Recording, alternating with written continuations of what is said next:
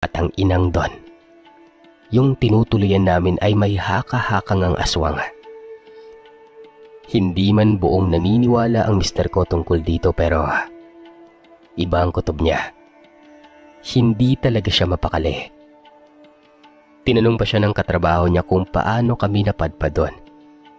At nung sabihin ni Dingo kung paano at kung paano ko nakilala itong si Inang, nagmadali na itong samahan ang asawa ko, Sir Seth. Dahil walang masakyan ay patakbo nilang binaybay ang papunta. Halos kalahating oras nilang tinakbo ang layo nun. Naabutan umano nila ako sa may higaan.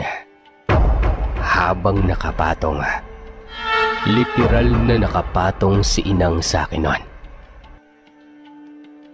Hindi na nila nakita pa ang ginagawa niya kasi hinatak na siya kaagad ni Dingo at ng katrabaho niya. Nagpanggulo silang tatlo.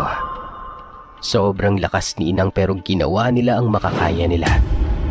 Lalo na nang makita ni Dingo na duguan na ako noon. At nang makakuha siya ng pagkakataon na mahawakan ang ulo ni Inang, ay pinaghahampas niya ito sa pader. Hindi daw nila makita ang itsura nito dahil takip na takip ang mahaba at lumulugay nitong buhok noon. Bigla umano itong nagpadulas sa sahig at mabilis na gumapang na tila isang gagamba palabas ng kwarto noon. Doon pa ito hinabol nila Dingo palabas ng bahay pero pinigilan siya ng katrabaho para unahin na akong tingnan. Samantalang ang katrabaho niya naman ay sinubukang habulin ng matanda pero dahil sa nawala ito ay dumiretso siya sa kanyang kamag-anak na taga ron at nagpatulong makahanap ng masasakyan para dalhin ako sa may ospital. Ilang araw na nagpabalik-balik ang asawa ko sa bahay ni Inang pero sarado ito. Ang mga gamit namin nasa labas na. Doon ay napag-alaman na dahil kumalat na nga ang nangyari na meron palang binibiktima din si Inang noon bago pa man kami nakalipat. Pinaghinalaan nila si Inang noon dahil bigla na lamang umanong may umatake dito sa babaeng ito at halos buhatin siya pataas at bitawan sa may ere noon. At ang babaeng yon, walang iba kundi yung nagsumbong sa akin nung nakaraang gabi bago kami lumipat ng patungkol sa katauhan ni Inang.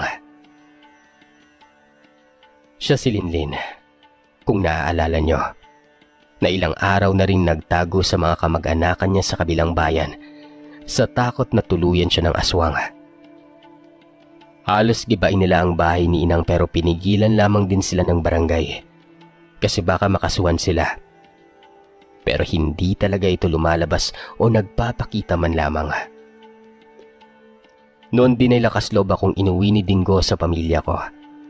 At dahil sa naging sitwasyon at trahedyang nangyari ay wala silang kwestyong tinanggap ako ulit. Nung pinanganak ko ang panganay ko, nagkaroon ito ng deficiency at naalala ko ang tanong ng doktor sa akin na kung meron umano akong kinain nung unang trimester ko na hindi nakabuti sa sanggol nun, na muntik nang ikalaso nito.